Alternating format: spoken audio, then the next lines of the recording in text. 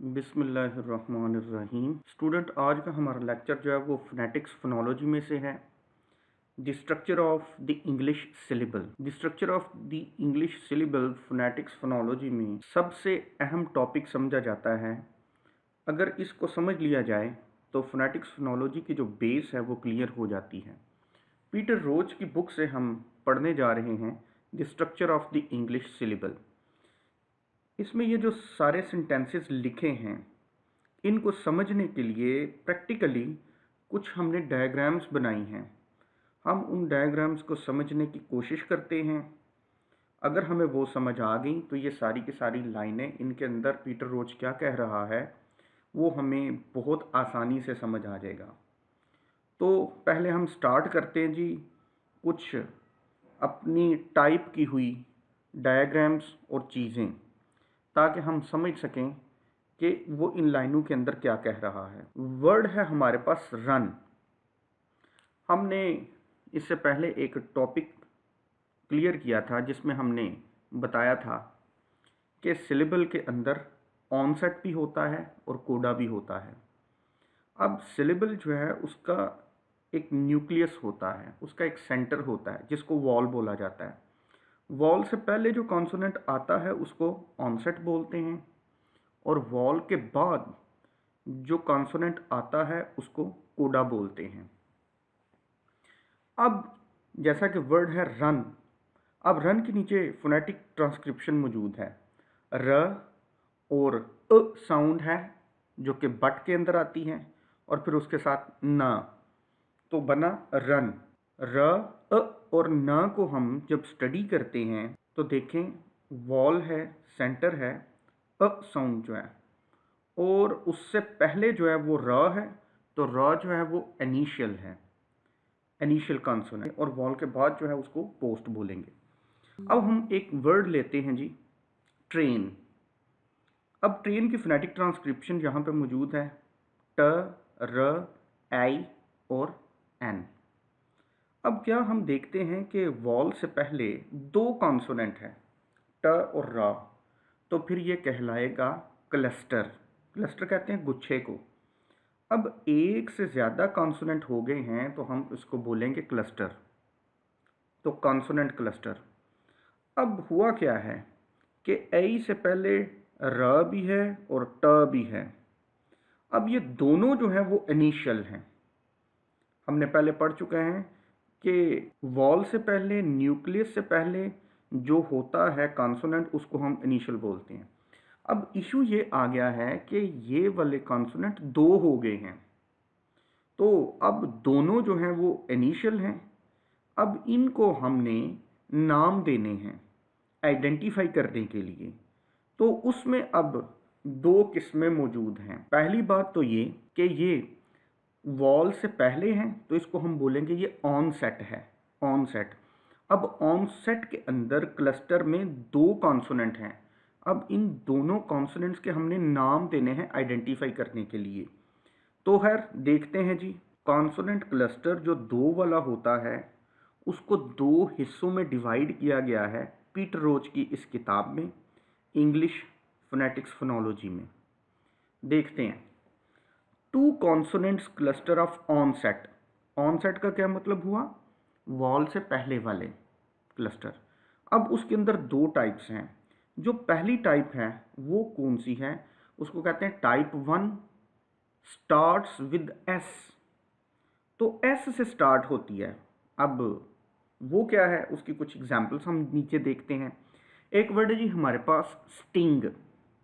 अब स्टिंग की जब फोनेटिक ट्रांसक्रिप्शन देखते हैं तो वो बनती है स, ट, इ और इंग। अब ये नीचे देखें, स, ट, इ और इंग। अब ये जो स और ट है ये दोनों इनिशियल गिने जाते हैं, इनिशियल समझे जाते हैं। अब इनको आइडेंटिफाई करने के लिए हमने क्या किया है कि ट जो है वो इब्तदाई है, वो पहले है, किस से? इ से, न्यूक्लियस से, सेंटर से, तो हम इसको बोलेंगे ये इनिशियल है। अब इस इनिशियल से पहले भी एक चीज़ है जो कि स है, तो फिर हम उसको बोलेंगे प्री इनिशियल, जो कि इनिशियल से भी पहले है।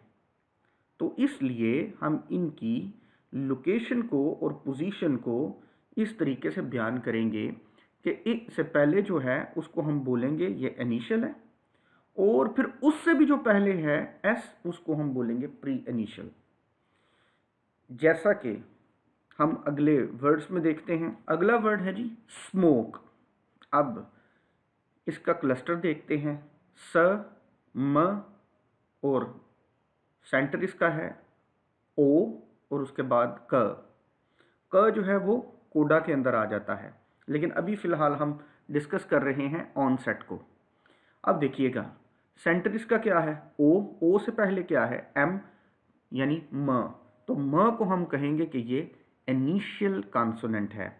लेकिन इससे पहले भी एक मौजूद है स, तो हम उसको बोलेंगे प्री इनिशियल। तो ये इनकी पोजीशन होती है। अब वो कहते हैं कि जो दो कॉन्सोनेंट्स पर मबनी ऑनसेट होता है उसकी दो तरीके से डिवीजन होती है। एक हमने अभी पढ़ ली है जो कि एस के साथ स्टार्ट होता है। एक और डिवीजन होती है, उसको हम बोलते हैं टाइप 2। अब ये टाइप 2 क्या होती है? इसके अंदर चार कॉन्सोनेंट्स जो हैं वो हम देखते हैं, वो इसमें कंट्रीब्यूट करते हैं, वो इसमें हिस्सा लेते हैं। एक ल, एक र, एक व और एक य, जिसको हम आम इंग्लिश में कहते हैं LRW। और य जो है ये इंग्लिश ऑर्थोग्राफिक लैंग्वेज में जिसको हम अल्फ़ाबेट्स कहते हैं उसमें तो शामिल नहीं है, लेकिन फोनोलॉजी में ये येलो वाला होता है। अब हुआ क्या है कि दो कॉन्सोनेंट जो हैं वो शामिल हैं ये नीचे दिए हुए चारों अल्फाज के अंदर। एक वर्ड है CLAY, क्ले, इसकी प्रोनाउंसिएशन मौजूद है यहाँ पर। ये बनी है क, ल और ए के ऊपर। अब देखें ए से पहले क्या है L और K।